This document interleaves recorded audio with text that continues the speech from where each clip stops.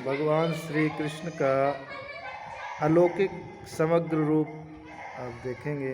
भगवान जो है उनका बहुत अलग भाव है। भगवान का यह भाव है कि जो जिस प्रकार से भगवान का आश्रय लेता है, जिसकी जो कामना हो, जो मन हो, जो भावना हो, वास्तव में भगवान उसी भाव से उसको स्वीकार करते हैं। वे उसी प्रकार से उसको आश्रय भी देते हैं, जैसा उसका भाव हो, जिस भाव से आया है, जिस भाव से उसका भजन करता है, वे भी उसी भाव से उसका भजन करते हैं। ये यथा मां प्रवृत्तास्ते भजामि। भगवान जैसे गीता में कहते हैं कि जो जो जैसा भजन करता है मैं भी उसको उसी तरह से याद करता हूँ। जब भगवान की बात चलती है तब भक्त उसी में मस्त हो जाता है और दूसरी बात भूल जाता है। सत्यता गीता के 6 अध्याय में भी भगवान कहते हैं, तपस्वियो अधिको योगी ज्ञानियो अपि मतो अधिक। अर्थात तपस्वियों से भी योगी श्रेष्ठ है और ज्ञानियों से भी योगी श्रेष्ठ है और कर्मियों से भी योगी श्रेष्ठ है, ऐसा मेरा मत है। अतः हे अर्जुन, तू योगी बन जा। तो योग नाम अपनी सर्वेशाम, भगवान कहते हैं संपूर्ण योगियों में जो भी श्रद्धावान भक्त मेरे तल्लीन हुए मन से प्रेम पूर्वक मेरा भजन करता है वह मेरे मत में सर्वश्रेष्ठ योगी माना जाता है। भगवान कहते हैं जो मेरे कोई भजन करता है, मेरे में ही मन लगाता है और मेरे को ही में पूरा समर्पण है, तो भगवान कहते हैं वो सबसे श्रेष्ठ योगी वही है। भक्त की बात चलने पर भगवान उसी में मस्त हो जाते। दूसरी बात है, अर्जुन द्वारा प्रश्न किए बिना ही भक्ति की बात कहने के लिए अपनी तरफ से 7वां अध्याय शुरू कर दिया। भगवान ने कहा है कि मैं वह विज्ञान सहित ज्ञान कहूँगा जिससे तू मेरे समग्र रूप को जान जाएगा। मेरे समग्र रूप को जानने के बाद फिर कुछ और भी जानना शेष नहीं रह जाता है। अगर भगवान का वास्तविक रूप जो जान जाता है तो उसको फिर क्या शेष, कुछ शेष रह नहीं जाएगा। तो इस तरह से भगवान कहते हैं जरा मरण मोक्षाय मामाश्रित्यं यतन्ति ये ते ब्रह्म तद्वति कृतस्मद् आत्मकर्म चाखिलम्। जरा और मरण से मोक्ष पाने के लिए जो मेरा आश्रय लेकर यज्ञ करते हैं वे उस ब्रह्म को, संपूर्ण अध्यात्म को, संपूर्ण कर्म को भी जान जाते हैं। जो मनुष्य अधिभूत अधिदेव अधि यज्ञ के सहित मुझे जानते हैं वे युक्ति चेता मनुष्य अंत काल में मुझे ही जानते, अर्थात मुझ में मेरे को प्राप्त हो जाते। तो जो भगवान को वास्तविक रूप से जान जाता है और समझ गया, जो भगवान वो जान जाता है कि वासुदेवा सर्वमिति सा महात्मा सुदुर्लभा। संसार में जो कुछ है वो सब वासुदेव ही सर्वम है, भगवान कृष्ण ही सब कुछ है।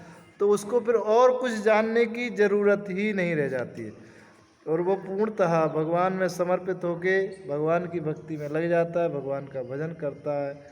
तो इस सबसे मुख्य बात ये आती है कि जो जिस भाव से भक्ति करता है भगवान राधे उसी को भगवान उसी भाव से प्राप्त होते हैं। जैसे कई लोग देखते हैं इस्कॉन में जो आए हैं तो कोई भक्ति के लिए आया है, कोई विदेश जाने के लिए, कोई विदेशी स्त्री को प्राप्त करने के लिए, कोई सम्मान प्राप्त करने के लिए।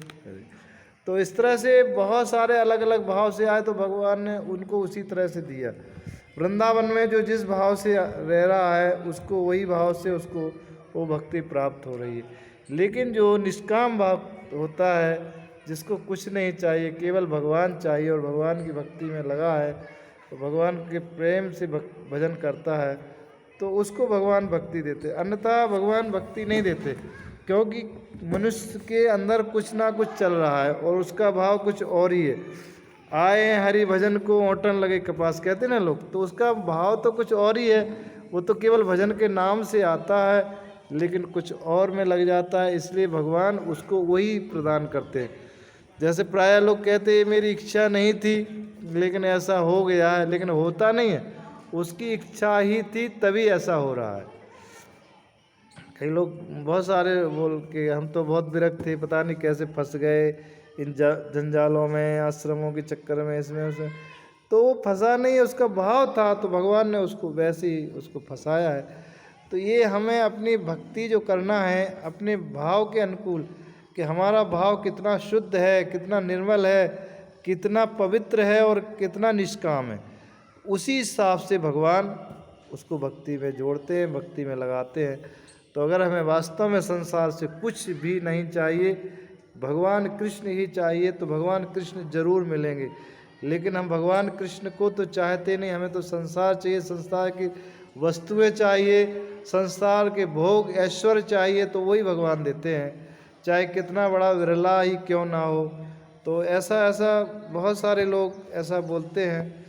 तो इसलिए उसकी इच्छा ऐसी थी, उसकी भावना ऐसी थी, उसने जो तपस्या किया, उसने जो भजन किया, वो इसी के लिए किया कि हमारा ऐश्वर्य बढ़े, हमारे शिष्य बढ़े, हमारा परिकर बढ़े, हमारी ख्याति बढ़े। तो केवल उसने भगवान के लिए नहीं, उसने केवल इसके लिए किया, इसलिए उसकी आज ऐसा उसको मिल रहा है। तो जैसा बीज बोते हैं हमको वैसे ही काटने को मिलता है। तो हमें भक्ति भगवान की जैसी करोगे, जिस भाव से करोगे, तो भगवान उसी भाव से उसको वो रिटर्न कर देते हैं। तो इसलिए भगवान को दोषारोपण लोग करते हैं, जो दोषारोपण वो करना नहीं चाहिए। हमारे भाव में गलती है, हमारी भक्ति में गलती है ना, हमारे निष्ठा में गलती है, हम किस भाव से किस उससे कर रहे थे, और भगवान ने वही हमको रिटर्न दिया है। तो इसलिए हमें शुद्ध भक्ति करना, निष्काम भक्ति करना, भजन करना है, जिससे कि हमें भगवान कृष्ण ही प्राप्त हों। तो वो प्राप्त तभी होंगे जब आप निष्काम भाव से भगवान कृष्ण का भजन करते हैं, भक्ति करते हैं। तो निश्चित और निश्चित ही भगवान आपको जरूर मिलेंगे, और गारंटी के साथ मिलेंगे। लेकिन आपको कृष्ण के अलावा कुछ नहीं चाहिए। आपको वैभव, प्रतिष्ठा, सम्मान, धन, शिष्य शिष्य आदि सब कुछ छोड़ के केवल भगवान को भजना होगा। जो इन सब चक्रों में पड़ता है वो निश्चित ही कभी भगवान को प्राप्त नहीं हो सकता है, कितना ही वो ढोंग बताए, कुछ भी करे, लेकिन उसको कृष्ण कभी मिल नहीं सकते, क्योंकि उसको तो ये संसार चाहिए था, संसार का दिखावा चाहिए था, संसार का भोग चाहिए था, वो भगवान देते हैं। तो अगर हम निष्काम करते हैं और केवल कृष्ण चाहिए, तो केवल कृष्ण की उपासना और कृष्ण का ही भजन, और लास्ट तक उसको दृढ़ रहना पड़ेगा, तभी उसको कृष्ण की प्राप्ति हो सकती है। अन्यथा जिस भाव से उसने किया तो वो भाव की वही चीज़ उसको मिल जाएगी, इसमें कोई शक नहीं। हरे कृष्ण हरे कृष्ण।